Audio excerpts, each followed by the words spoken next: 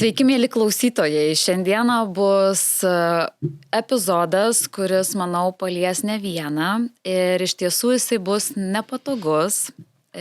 Nepatogus turbūt bus ir mums galbūt šiek tiek kalbėti, nes reikės ir pagalvoti, ką kalbame. Ne dėl to, kad kažką pasmerkti, įžeisti, bet tiesiog, kad galbūt nepaliestų tam tikrų konkrečių žmonių. Nes aš manau, kad vis tik pasirinksime kalbėti inkognito, neminint nei vardų, nei pavardžių, nei nieko. Ir pradėti aš norėčiau su tokiu klausimu jums, mielosios mano. Ar esate mačiusios filmą Netflix'e Apple Cider Vinegar? Kokį filmą? Ne, nesu. O tu buvai pasidalinus gal? Ne, nebuvo. Tai taip, tu esi kita, kuri... visus, jeigu būtų pasidalinus, būtų mačius. Tai gal žinai, jau padarė, kad nematyčiau, apribojo kontentą. Pas mane tai kadangi žuvies atmintis ties pavadinimais, tai gal ir mačiau, bet jeigu priminsi, nes neatsimenu tikrai. Nežinau, iš tiesų tai priminsiu ir šiek tiek įvesiu į mūsų temą. Filme yra rodoma viena mergina, tai yra vienos merginos istorija, tai yra beje dokumentika. Jeigu mano atmintis nemeluoja, tai yra paremta tikrais faktais. Ir ši dokumentika kalba apie merginą, kuri apsimetė socialiniuose tinkluose, kad jinai išsigydė nepagydomą ligą. Berods, vėlgi, kad mano žuvies atmintis manęs neapgautų. Berods buvo su galvoje auglių ar kažkas tai tokio, kad išsigydė sveikos mitybos pagalba. Ir faktas tas, kad ji tapo įkvėpėja, mentore, lektore, vedle tiems, kurie jie patikėjo. Tai mūsų tema šiandien apie tuos pseudo specialistus, apie tuos, kurie pasirenka nešvariai save pristatinėti, galbūt šmeižti kitus netgi, nes yra ir tokių situacijų. Ir žinot, net nežinau, bet net nesiverčia liežuvis sakyti ekspertus. Nu, bet save tai turbūt įvardina kaip tam tikros srities, žinai, dabar labai madingas yra žodis. Jo. Žinok, nesu mačius, tikrai bus labai įdomu pažiūrėti, bet šitą tokį reiškinį tai tikrai, manau, daug kas yra pastebėjęs skirtingose labai srityse. Mes tai greičiausiai, gal dažniausiai matom toj srity, kur pačios esam ir darbuojamės, toj mentorystėj, tam pačiam coaching ir kitur. Esam jau ir pirmam ir antram, man atrodo, mūsų epizoduose užsiminusios šiek tiek šitos dalykus. Mūsų temos jos visos daugmaž persipina. Bet, žinok, šitoj vietoj, kai tai persikelia į kitas sritis ir man yra tekę susidurti ir asmeniškai, kai žmonės be tos srities išsilavinimo, licenzijų, leidimų, žinių ir visų kitų dalykų imasi rizikuoti kitų žmonių ne tik emocinę ir mentalinę, žinai, sveikata, bet ir fizinę sveikatą. Tai, šiaip tai yra baisu, nes iš tikrųjų tai dabar ir gyvenam tokiais laikais, kad jau, žinai, nebegali būti tikras, kur pas ką tu iš tikrųjų atėjai ir papuoliai. Nebūtinai tai, kad žmogus oficialioje kažkokioje netgi įstaigoje dirba, ar reprezentatyviai ten atrodo, ar kažką ant sienos pasikabina, iš tikrųjų reiškia tai, kad jisai turi teisę netgi kažkokią paslaugą teikti. Tikrai taip. Tai yra man tekę susidurti ir aš esu mačius tikrai labai tokių su sveikata susijusių, liūdnų labai pasiekmių ir man tai atrodo irgi, žinai, tokia manipulacija tuo bejėgiškumu žmogui, kuris kyla sudėtingoje situacijoje, pas mane šeimoje, giminėje yra nepagydomų ligų atveju ir dabar močiutė mano diagnozuota liga ir atsiranda irgi krūvos, žinai, visokiausių tų patarėjų su žolytėm, arbatytėm ir dar ten kažkokiu tai būdu, žinai, gydytis. Bet kai tampa vienas žmogus dar ir autoritetu, paskui save dar vedasi mines viešai, Tai va čia, žinai, iš tiesų labai iš keletos kampų net galima, žinai, žiūrėti. Tai vienas kampas būtų, žinai, va, tarkim, ta socialinė erdvė, kur aš tampu autoritetu ir aš pasakoju savo istoriją, nešu tą žinutę, kad va, aš kažką tai padariau, aš pasiekiau, galiu ir tau padėti. Ir tai nebūtinai tiesa. Kur aš asmeniškai, tiksliau mūsų šeima, kur asmeniškai susidūrėm, tai yra ta dalis, kad jie, tokie pseudo specialistai, dažnu atveju nusitaiko į pažeidžiamus asmenis. Tai visuomet, o kaip kitaip? Ir vat Nes mūsų nepažeidžiami turintys stuburo, jie gali dar... Ne tik apie tai aš kalbu, dėl to pažeidžiamumo, bet iš esmės, kad tai būtų, tarkim, labai jautri tema. Mano atveju asmeniškai, tarkim, aš stuburą kaip ir turiu, ne? Ir nuomonę, ir kritinį mąstymą ir panašiai. Bet kai liečia tai tavo vaiką, kuris yra po traumos, su neįgalumu, su tam tikra medikamentiškai negydoma epilepsijos forma, kaip pavyzdys, ne? Ir tu ieškai išeities padėti, tavo kritinis mąstymas kažkur tai velkasi ties užpakaliu. Tiesiog. Ir čia aš esu dėkinga savo vyrui, kuris mane, žinai, va taip sugrąžina ir sako, sėsk, žinai, pliusai, minusai už ir taip toliau. Nes mes, bet tuo metu jisai iš tiesų dar buvo irgi tam taške, kur tikėjo viskuo ir mes ieškojom visokiausių, įvairiausių gydymų ir taip toliau. Tai mūsų namuose buvo vienas tų šarlatanų, atsiprašau, aš kitaip negaliu pavadinti, kur, žinai, užsiėmė bioenergetinių gydymų. Ką mes ten darėm, aš nežinau, ką jis ten darė, aš nežinau, bet kad riebiai susimokėjom. Susimokėjom. Ar aš dabar sakau, kad visi bioenergetikai yra blogi? Ne. Nebūtinai. Tikrai nebūtinai. Bet kur mes papuolėm konkrečiai pas tą žmogų, mums tai neveikė, mums tai nepadėjo, aš nežinau, galbūt jis ir buvo apsimetėlis, nors rekomenduotas ir panašiai. Aš žinau sėkmės atveju, vėlgi kažkokių, bet konkrečiu atveju tai yra baisu. Ir šitą temą mane paskatino iš tiesų paliesti nūdienos aktualijos, kur mes girdime atgarsius apie nesėkmingus coachingo specialistų pasirodymus kažkur tai, ne? Astrologus, kurie su ChatGPT astro analizės daro, psichoterapeutus ar terapeutus, psichologus, kurie irgi tuo užsiema, marketologus ar dar kažką kitus, kurie, nežinau, kosmetologus galų gale, injekcijų meistrus, yra begalės pavyzdžių. Aš tai matau, žinai, dar vieną tokį dalyką apskritai, kadangi yra tekę nemažai dirbti su studentais ir kitose srityse, kai vyksta kažkokie tai mokymai, mane labai vienas dalykas visą laiką stebina ir tai toksai tampa, žinai, klaustukas galvoje ir aš tada atidžiau žiūriu į žmonės. Tai yra labai didelis nenoras dalyvauti praktiniuose užsiėmimuose. Pavyzdžiui, susirenka grupiniai mokymai, kur mes jau esam toje srityje kaip ir dirbantys žmonės ir reikia pasipraktikuoti, reikia kažkaip pagilinti žinias ir tuos įgūdžius ir galbūt suvaidinti kažkokią situaciją, kaip mes tenai sprendžiam ir nėra rankų. Ir nėra norinčių.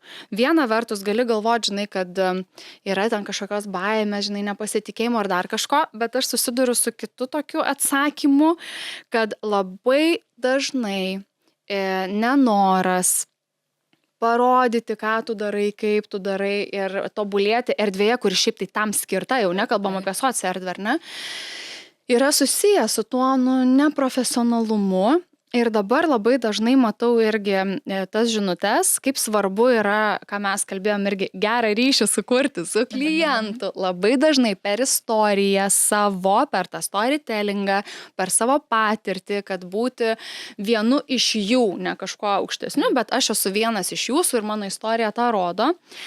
Bet savo negebėjimą vesti žmogų per procesą, neturėjimą gero pagrindo toj srity, su kuria tu čia nori dirbti, bet turi tik savo patirtį, labai yra madinga užmaskuoti savo fainumu, kad gera bendrauti, oi, čia šalia tavęs, žinai, kažkaip tai ramu, tai yra būtent per tą emocinį rezultatą, man tiesiog faina buvo būti, nesuprantu, ką tu darai, kaip tu ten darai, ai, žinau, kad susimokėjau brangiai, žinai, ai, čia tavo patirtis, jo, okei, tai kas čia yra per ryškiai? Vėl grįžtam prie emocijos, žinai, kur emocija buvo faina, kažkas hype. Nesuprantu, kas įvyko.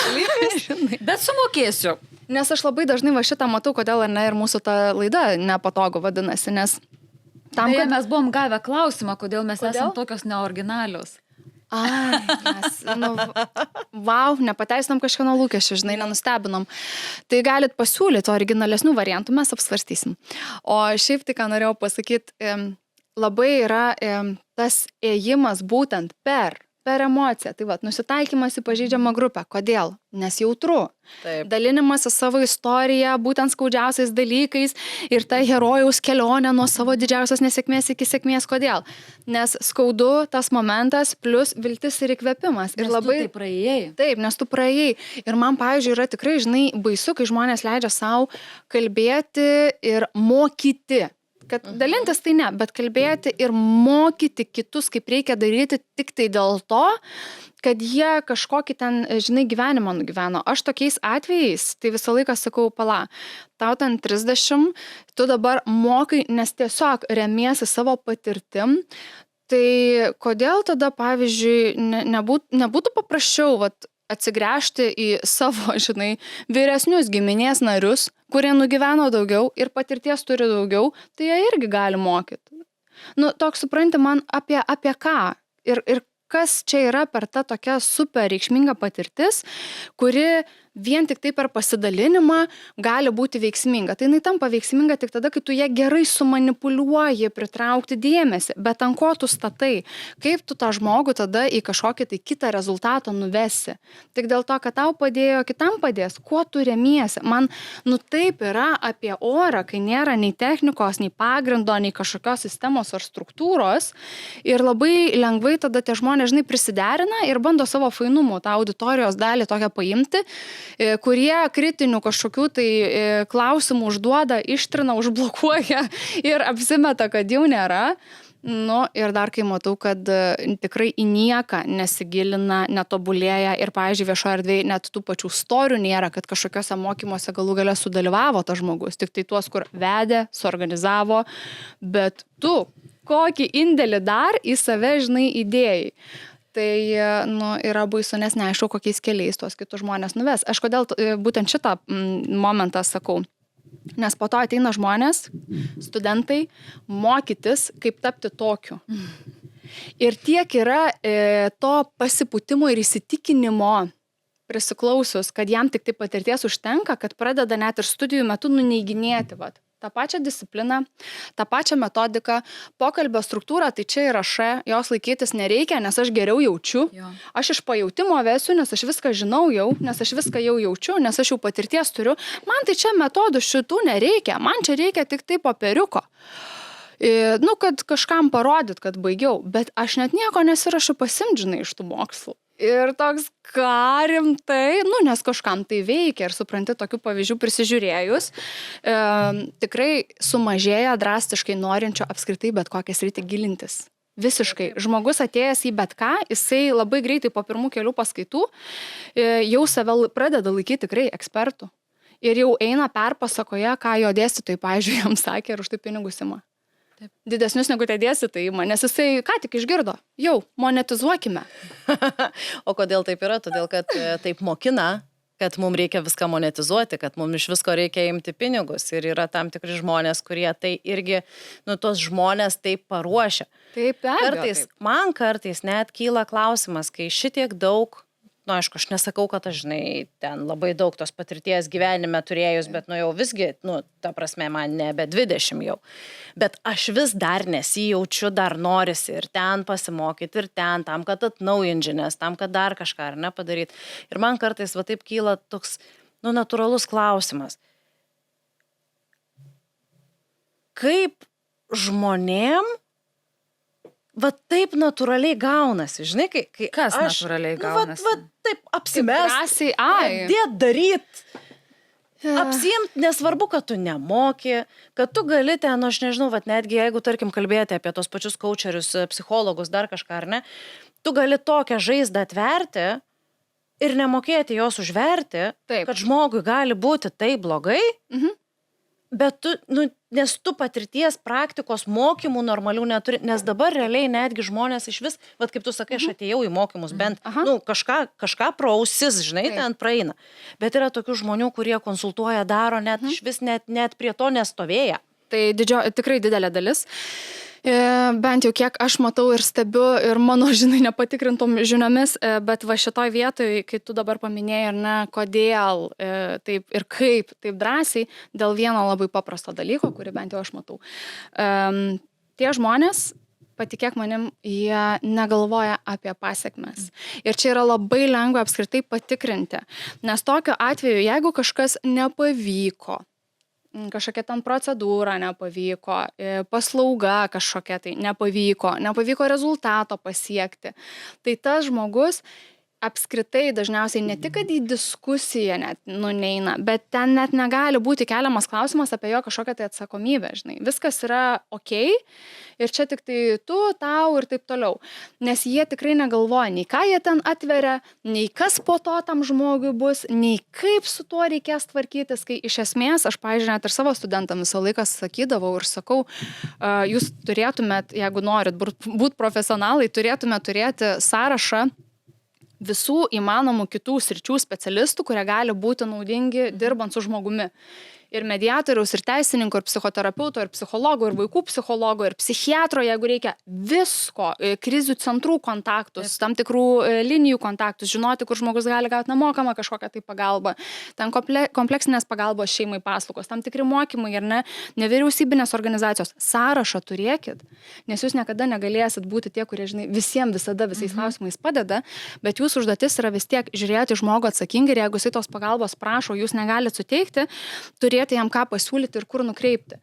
Tie, kurie yra įsitikinę per tą puikybę, kad jie jau yra, pašauktieji, pakviestieji ir ten savo tą misiją atlieka ir jiem tik tai patirties užtenka, jie negalvoja apie tokius dalykus, jie sąrašų neturi. Jie už jokias pasiekmes, netgi sveikatai žalingas, neprisims atsakomybės. Taip. Nesakys, kad ten žolytė, kažkokia bloga buvo tavo toj trinktūrai. Sakys, tu blogai tenai darai. Tai, o čia reikėtų dar bent jau, įsitikinti, kiek, vėl, ta atsakomybė, kiek ten jos yra mano, nes taip ne visada, ką žmogus daro iš tavo kabineto, išėjęs, bet reikia turėti įrankius pamatuoti. Ir apskritai šitas klausimas turėtų rūpėti, o kas, jeigu, kai tau nerūpi, tu esi labai drąsus, nes tavo dėmesys yra tik į save. Tu fainas, tu daliniesi, tau paties savęs užtenka, jūs man mokat, man tai dzin, ką jūs darysit po to. Jo, sakyk. Aš trupučiuką jau, jeigu tu darai tą patį. Ne, aš tą patį, nes norisi, pasakyti vieną pavyzdį iš tiesų. Aš pati, kai mūsų šeima perėjo tam tikrus įvykius, atsirado tokių ekspertų, kurie pasakė, kad, tai tu dabar gali vesti mases. Tu dabar gali būti pavyzdys kitoms mamoms ir šeimoms ir papasakoti joms, kaip jos gali išbristi iš viso šito ir taip toliau ir panašiai. Taip mūsų šeima įkūrė fondą, pagalbos fondą po galvos smegenų traumų, bet ne su tuo tikslu, kad aš kažką vesiu, kad aš kažko tai mokinsiu.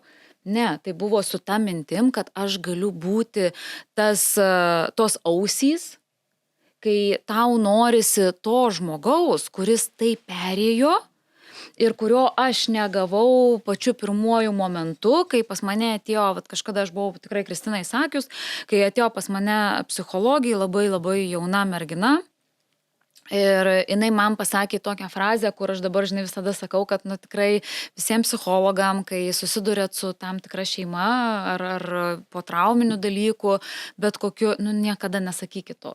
Ir man iš tiesų vieno podcast'o įrašymo metu, kur buvau pakviesta kaip svečias, buvo psichologė ir jinai man patvirtino, kad taip sakyti negalima. Tai man buvo pasakyta frazė, kad aš jūs suprantu.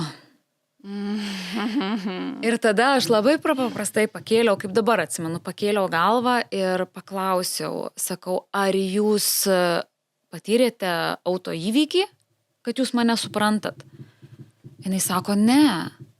Aha, sakau, o tai gal jūs turit vaikų, kurie susidūrė su kažkokia liga, trauma, nepagydomų dalykų, kur tavo vaikas ant patalo guli ir tu nežinai, kaip bus. Jinai sako, ne. Tai vėlgi, atsiprašau už mano prancūzų, aš jai tiesiai šviesiai pasakiau, nichuja tu manęs nesupranti, durys ten, tiesiai šviesiai. Tai aš esu dėkinga iš tiesų neurochirurgui, kurio pasakyta frazė apie galvos smegenų traumą, man šiai dienai prilyksta kitam dalykui, kurį aš dažnai irgi kartoju. Tai jis man papasako paprastai. Jeigu įvyktų galvos smegenų trauma, kuri įvyktų toje pačioje vietoje, tomis pačiomis aplinkybėmis, visiškai identiškai, amžius, svoris, viskas būtų identiška, trauma ir jos liekamieji reiškiniai kiekvienam žmogui būtų individuali. Ir neįmanoma, kad tai būtų identiška. Tai lygiai tas pats su bet kokiais išgyvenimais. Mes galim susirgti vėžiu, bet mes patirsim absoliučiai skirtingus išgyvenimus. Turėti traumą, bet mes turėsim visiškai skirtingą kelią, sveikimo kelią, patirtis ir visa kita. Ir mes tikrai negalim būti tais, vat, kaip tarkim ta mergina tame seriale, kuri vedamas ir gydo. Mes negalim būti jais. Tiesiog. Ir kiek aš atsimenu, tą serialą buvo toks dalykas ir vat irgi labai gerai susivedė tavo šitą pabaigą, ką aš prieš tai norėjau sakyti, nes Milda vienus žodžius pasakė užsipuola.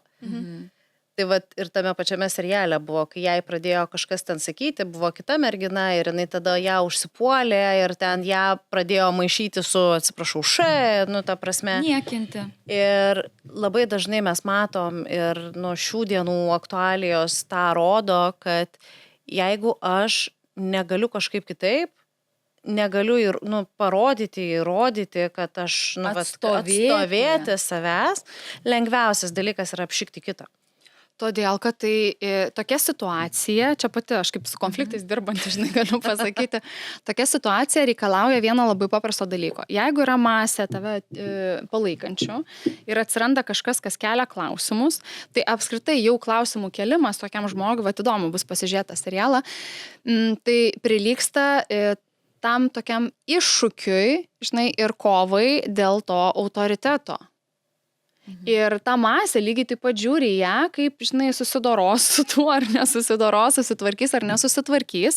Nes jeigu žmogus čia parodytų savo tą kažkokį tai pažeidžiamumą ar dar kažkokius tai kitus dalykus, tai tikėtina, kad, kils klausimas dėl jos to autoriteto, kiek jinai tenai žino ir tiki tuo, ką daro. Ir bet koks kitas gali kažkaip tai ją čia dabar nurungti. Tai vienintelis būdas ir yra eliminuoti visus prieštaraujančius, eliminuoti visus keliančius adekvačius klausimus. Čia, žinot, ne tas situacija. Tu neturi adekvačių atsakymų, todėl jo. Ir dar man įdomiausia, va šitoj vietoj, taip įtvirtina autoritetą, bet įdomiausia yra kita dalis. Atsimenat, mes lygiai tą patį kalbėjom prie patyčių temos, ar ne? Kad jeigu prasideda kažkokios tai patyčios, kiti dalykai, vienas iš tikrai efektyviausių būdų, blokuoti ir nesivelti tai. Tai labai įdomu, kad dažnu atveju aš stebiu, kad tas, kuris labai agresyviai tą savo autoritetą, tokį pseudo, ar ne, ir gina, jisai perkelia šitą modelį ir tą klausimą vadina ataka, pažeminimu, dar kažko. Taip viską perverčia į savo pusę, kad tai yra nei sveika, nei adekvatu, bet kitų akise yra stipru, pasitiki savim, žino, ką daro, ten kontroliuoja, padėtį. Ir žmonės tada, kaip ta banda, ir bėga paskui ir laukia kitos kažkokios instrukcijos. Žinai, kai banda bėga paskui tą, kuris garsiau rėkia. Bet taip yra, pažiūrėk. Žinai, jeigu tu nemoki kitaip, tai kuo tu garsiau rėksi, tuo tu būsi pranašesnis ir parodysi, kad tu daugiau žinai, arba daugiau moki, arba dar kažką daugiau. Tai čia yra šitas momentas pas mus Lietuvoje, net nereikia irgi serialų, ar ne? Irgi šitas yra, žiūrėkit, trendas. Atkreipkite dėmesį, kuo mažiau žmogus auga, tobulėja ir ugdo savo profesionalumą, tuo garsiau jisai rėkia. Ir aš tą patį matau, pavyzdžiui, dabar studijuojant Energiją universitete.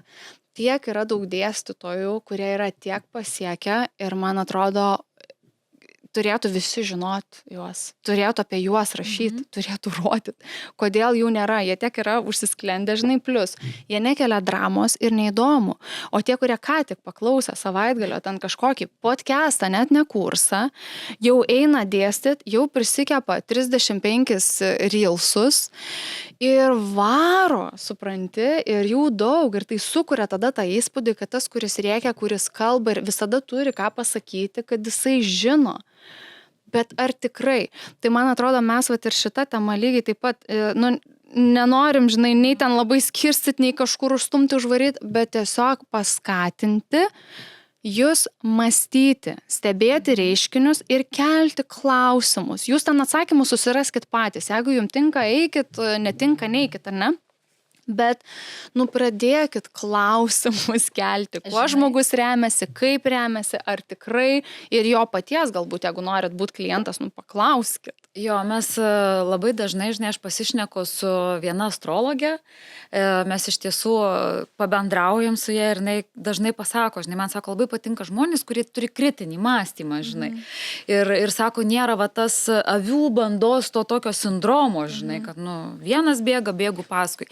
Ir su ją kažkaip kalbėjom, žinai, apie tai sako, kodėl pas mus kažkodėl vat Lietuvoje, ypatingai Lietuvoje, negyvena Lietuvoje, bet dirba su lietuviška auditorija, sako, yra toks, žinai, tarsi tabu paprašyti, parodyk sertifikatą tu man. Bet man įdomu, tarkim, kur tu baigei tuos mokslus. Tarkim, jinai konkrečiai kalbėjo apie astrologiją, žinai. Nes, jeigu paimsim ten, tarkim, Lietuvoje, tai Lietuvoje tikrai yra, tam tikrų ten sertifikuotų mokyklų vienetai, kur tu gali įsivertinti, ar tas žmogus tave konsultuos tikrai taip, kaip reikia, ar jisai šiai dienai pasinaudos AI-um, ChatGPT, ir tu ten gausi, žodžiu, brangiai, bet viską galėtum gauti už dyką. Neteisingai dar. Jeigu mokėtum, tiesiog pats paklausti, žinai. Ir šitoj vietoje, taip, žinai, jinai sako, vat pas mus kažkaip sako, to nėra. Ir sako, tas pats yra, tarkim, ir su tuo pačiu coachingu, žinai. Ar gėda dabar, vat, parodykit man, prašau, atsiųskit nuotrauką, va to, kur jūs baigėte tą coachingą, žinai. Nes sako, viena yra nueiti į coachingo mokyklą, tam tikrą, kur irgi Lietuvoje, žinau, lygtais 2, jeigu gerai žinau, gal per tiek metų, kada mes baigėm su Kristina, gal atsirado naujų, tai tau turėtų kilt klausimų, tai jeigu tas žmogus turi ten kažkokį, žinai, yra ten tiegi Amerikos, man atrodo, puslapiai, kur tu gali baigti coachingą, tau sertifikatą išrašo už $5. Jo, yra, dabar man pastoviai reklamas meta, neurocoach, arba ten dar kažkokių tokių visokiausių, kur tu gali paskaityti, atsakyti testukus ir tu jau baigi. Pas mus dabar daug kas neurologijos net nepalankia. Šiaip, bet man labai patiko iš tiesų praeitą savaitę, nes viena iš tų tokių gal moterų, nežinau, net coacherių, mentorių, vedlių, nežinau, joje turbūt daug kas telpa. Tai aš nepabijosiu paminėti, kad tai yra Viktorija Šatkauskienė.